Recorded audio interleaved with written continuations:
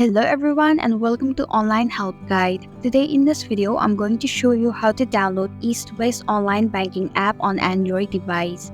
So without any further ado, let's dive right into it. Open up your Play Store.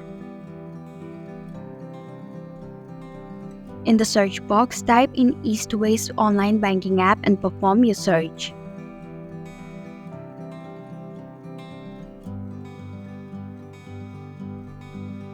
Tap on the Eastwest mobile application. Then tap on the install button to begin the downloading process. It will take a while to download the app.